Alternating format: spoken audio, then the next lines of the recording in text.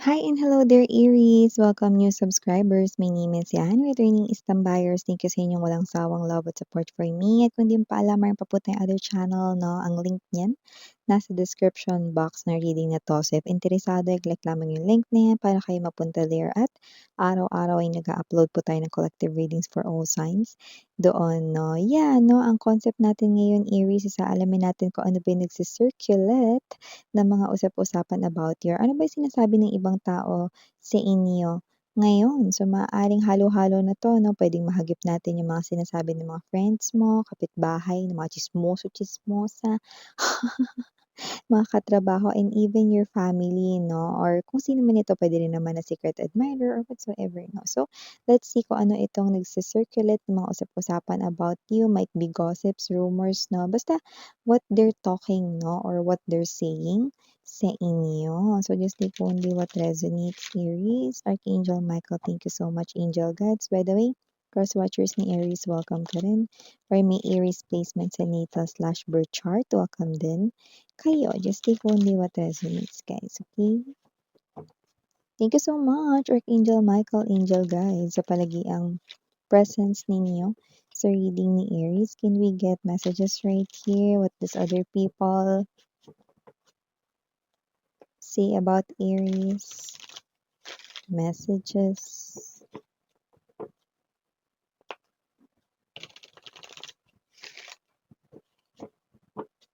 Okay, so let's see, Aries, no, kung ano itong mga ito. So you do have here the energies of the King of Coins, the Hierophant, the World card energy. Present as well the Hanged Man. Oh, you've got three major arcanas already, no? We have here the Four of Swords, the Three of Wands, the Ten of Coins para sa ating bottom of the deck, Justice, and the Seven of Swords energy. Oh, may energy dito, Aries, no? Ang sinasabi dito about you, no, is dahil nga may itsura kayo na lumalabas dito na malakas ang inyong charm at appeal, possible na mga babes, no, na kayo ito na hindi kayo rito tinatantanan ng mga girls or boys rito. Yan, no? So, ibig sabihin, in other words, habulin daw kayo, no? At yan nga yung energy na posibleng isa sa pangmalakasan nyo rito, no, na energy. So, ay, ako, si Aries, naku, sa itsura niyan, dahil may itsura yan, posibleng habulin yan, hinahabol yan rito ng mga girls and boys.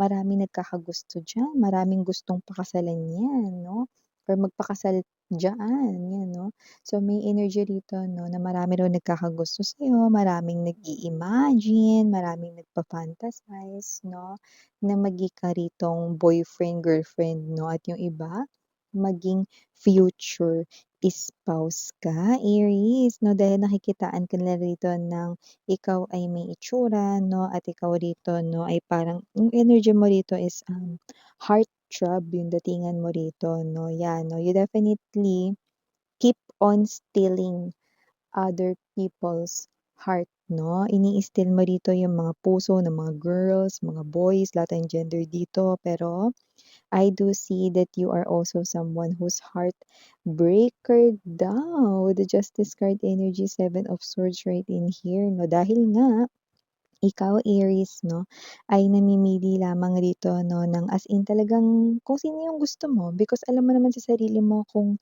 sino yung gusto mo 'no, or kung ano yung gusto mo sa isang tao, dun ka lang ko-connect 'no. So, marami rin dito 'no, na rejected dito 'no, puwedeng hindi mo pinapansin, dinededma mo lang 'no, kasi nga ayaw mong ma-misinterpret nila 'no, na pinapaasa mo sila 'no. So, definitely ang taray! Ang haba ng hair niya, natapakan ko ata yung ano, hair mo. Yan ang haba ng hair mo, mapa-girls, boys, LGBT, yan. So, maliban diyan, ang iba pa ritong usap-usapan mga babes for you, Aries, 'no, okey, ikaw raw dito ay mapera, you know, possible na meron ka ritong savings 'no, pero low-key ka lang 'no, wala kang masyado ritong parang mga, nakikita sa'yo na kunwari, magarang bagong gamit 'no, or hindi ka rito yung as in maraming bling-bling 'no, wala ka ditong maraming accessories, simplehan ka lang rito 'no. Pero mukhang ang tsismis dito ay mapera kayo 'no, maaaring tinatago mo lang daw 'yan. Yung iba pa nga dito iniisip na with the hangman right in here 'no, maaaring ikaw ito na hindi ka rito komportable kapagka may mangutang sa'yo. So, maaaring kaya ka low-key daw kasi ayaw mong utangan ka. May gano'ng klase ng energy. 'Yan na may energy rin dito 'no, na lumalabas 'no, na iniisip nila dito baka isa kang introvert 'no, Aries. May mga energies rito 'no, na mukhang ito family members mo rin yung iba rito na parang, "Ay si Aries hindi yun lumalabas." 'Yan. Hindi siya yung klase ng energy na magala, 'yan. Kapagka hindi niya rito ka-close or hindi niya rito bet yung makakasama sa isang trip or isa-isa rito na vacation or outing, hindi yan sasama. Mas gusto pa ni Aries yung nasa bahay, matulog or mag-chill 'no, manood ng movies, 'yan 'no, kesa gumala, 'yan 'no. May gano'ng klase ng energy dito 'no. So, they could be saying that you're introvert, Aries 'no, and that you only connect 'no, doon sa mga tao na comfortable or komportable kang kasama mo, 'yan 'no. When it comes to love 'no, may nagsasabi dito na si Aries 'no, very sweet daw, 'yan 'no. Sweet ka raw Aries na when it comes to love, 'yan 'no. At talagang all in ka with the World card energy 'no, kapagka meron ka talagang babae or lalaki, LGBTQs of course welcome rin kayo, may tao kang nagugustuhan 'no, talagang ginagawa mo lahat 'no, you're doing everything. May effort daw si Aries 'no, might be family or friends mo 'tong mga nagsasalita na 'to, 'yan 'no. Alam nila rito kung paano ka magmahal 'no, and still mukhang alam nila rito na kapagka nagmahal ka, date to marry yun 'no. The ladder right in here 'no, is an indication na kung pipili ka man ng ka-in relationship 'no, talagang pang forever na yun. Yan 'no, especially kung ikaw ay single 'no, ganyan ka nakikita ng mga tao sa paligid mo, especially the closest ones, yan 'no. Sa iba sa inyo, possible na meron kayo ditong ka-connect, puwedeng MU na kayo niyan or baka boyfriend, girlfriend mo ito 'no. Meron dito nagsasabi mga babes 'no, na ikaw daw yung klase ng energy na puwede talagang ipagkatiwala yung puso, eh, 'no. Yeah, this person right here is telling that you're faithful 'no. Maaaring ito ang boyfriend, girlfriend mo ngayon or ang iyo ritong asawa 'no, dahil meron siyang sinasabi dito with the Justice card energy 'no.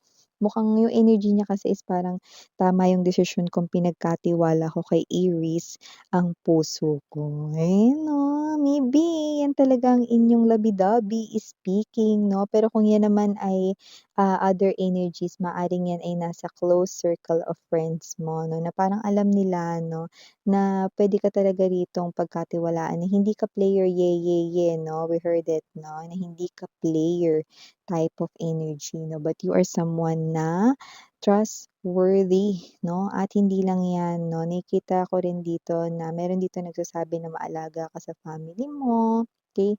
You always make sure 'no that, napo-provide mo ang lahat ng pangangailangan dito ng family mo 'no. So I think 'no, nakikita ka ng ibang tao as family oriented and at the same time maaaring nakikita ka bilang provider 'no, mabait 'yang tao na 'yan kasi mabait siya sa pamilya niya, 'yan 'no, may gano'ng klase ng energy dito, okey.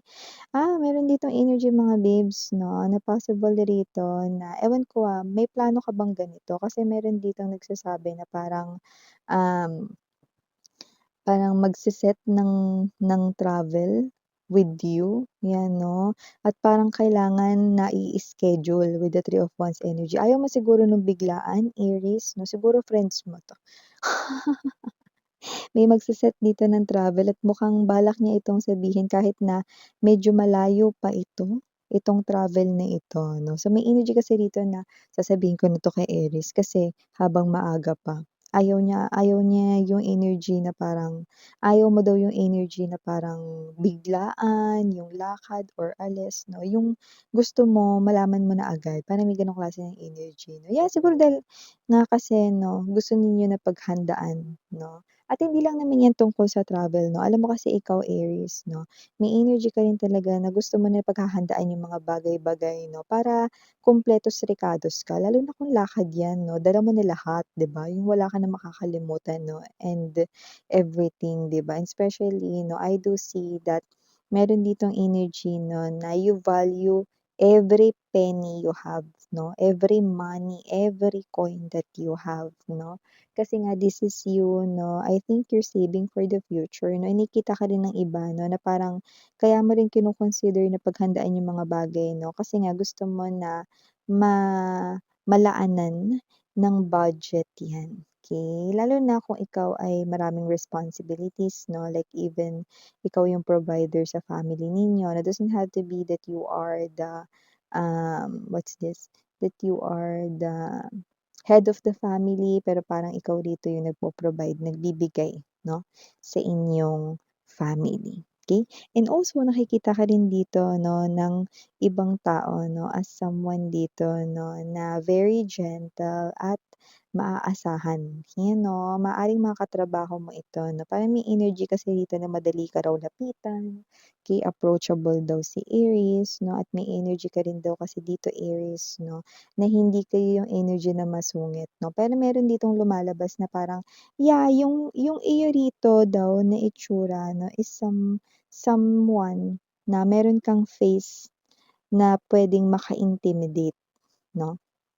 But kapag nasimulan ka ng makausap 'no, you are such a gentle individual and at the same time, very approachable, okey? Ibig sabihin 'no, sa unang tingin parang yung energy mo 'no, yung beauty mo is parang yung datingan may pagka-malasuplada ka or malasuplado ka 'no, okey? Pero 'pag kinausap ka hindi naman pala, 'yan 'no. So, yeah, your face or your looks might be intimidating, but you are such a gentle soul. Yun yung nakikita nila rito 'no. Tsaka may energy rin dito mga babes 'no, na hindi ka rin dito takot ipahayag ang iyong opinyon. Pero bago mo sabihin yung opinyon mo, sinasabi, muna ng iba, parang pinapauna mo muna yung iba 'no. In other words, nakikinig ka muna bago mo i-speak out yung own opinion or own feedback mo about a situation 'no. Maybe that is a coworker or a friend 'no, na witness na rito 'no, na kayo ay medyo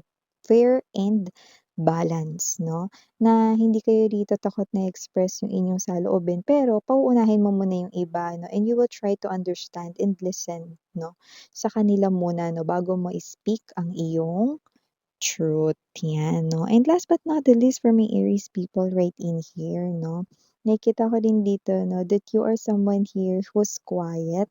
Okay, quiet 'no, in terms of sabihin natin sa inyong mga magkakaibigan 'no, hindi ikaw yung klase ng energy 'no, na super daldal 'no, hindi ikaw yung klase ng energy na super kulit, okey. Pero alam mo kung paano mag-drive into them, alam mo to have fun 'no.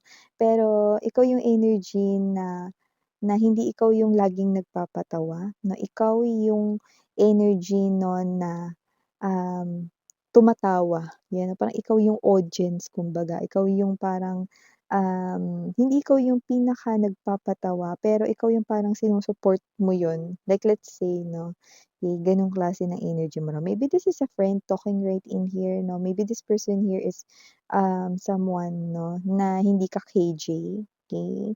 At saka hindi ka boring kasama. So yeah, these are all what people 'no, ay telling dito, Aries. So thank you so much for your time here, babe. And again, I'm Yuriana on me, Sarang Hayo, love and light.